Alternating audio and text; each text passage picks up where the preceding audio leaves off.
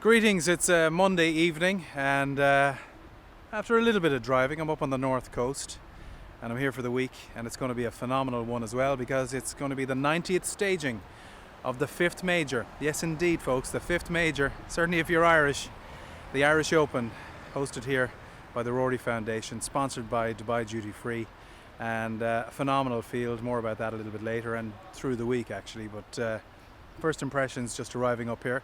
I have to confess it's my second time at the course.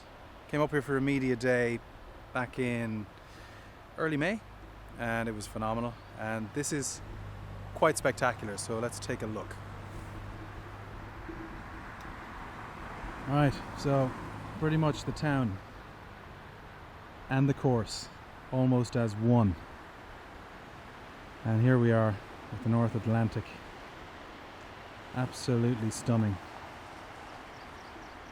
and there's a reason that people come here in their droves, and that is because Portstewart is one of the most beautiful golf courses on the whole island, and this time, for the first time, it's hosting the Irish Open. And you know, when you've got the likes of John Rahm and Hideki Matsuyama coming here, as well as other homegrown stars, Padraig Harrington,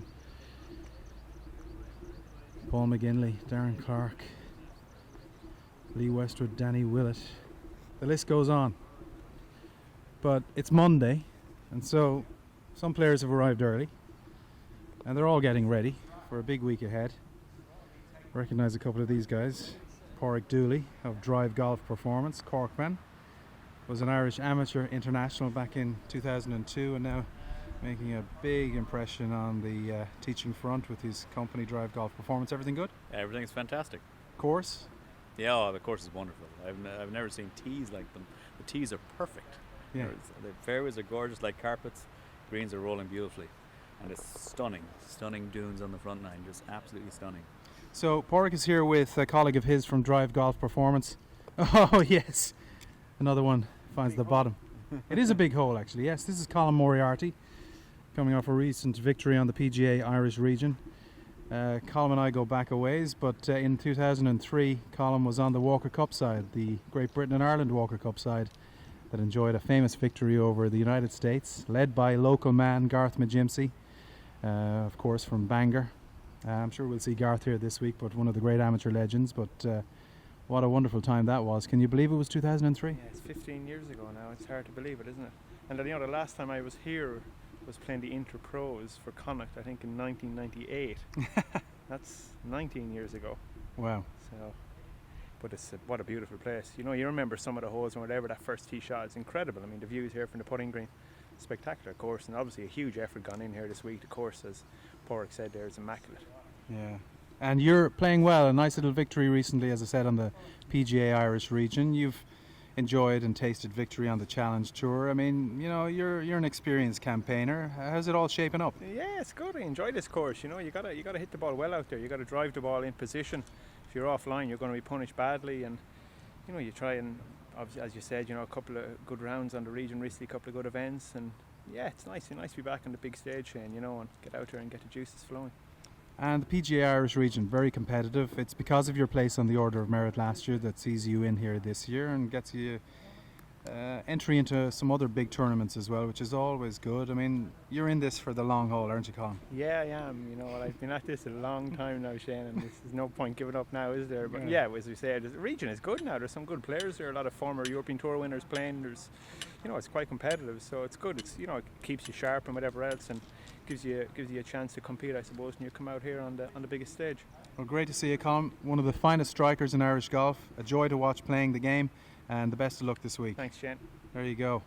So a couple of guys that I've known quite some time, all here, and everyone talks about this particular aspect of Portstewart, and you know what it is?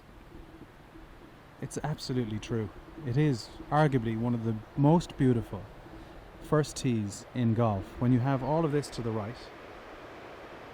Okay, now the weather is a little bit grey at the moment, but it's quite warm, it's quite mild.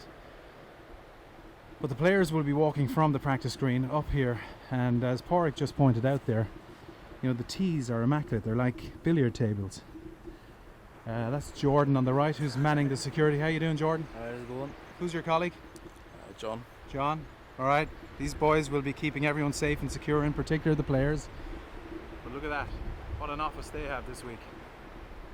But the players will come through here, as we mentioned. Lots of key people involved this week. Dubai Duty Free, 3rd year of their sponsorship, hosted by the Rory Foundation. The Tourism Northern Ireland, Tourism NI, very involved here. This is obviously part of the Coastal Causeway route. And the race to Dubai. This is part of the Rolex series, as most of you know. It's the 3rd event in this year's newly founded Rolex series. So, huge prize fund.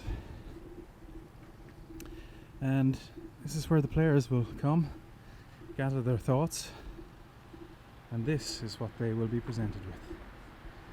Just the most stunning setting, and an opening 9 that you'd find hard to beat anywhere in the world of golf. And this is where the best golfers in the world are gathering this week. Let's just slowly pan down the first fairway, which is a slight dogleg to the right, but a very elevated opening tee shot. And you can see the 8th green off in the distance there. So the green is blind from the tee. The first green is just blind, just behind all of that stuff that you don't want to go into. So there's about 1,100 acres there on your left. Be wise to play down that direction. And off in the distance you can see the 9th tee. And over there is the elevated 2nd tee, a very testing little par 4, which hits down into a valley, if you will, and then an elevated green. So it's all there in front of you, but it's a fantastic golf course to enjoy and to savor, and it's just a thrill to be here.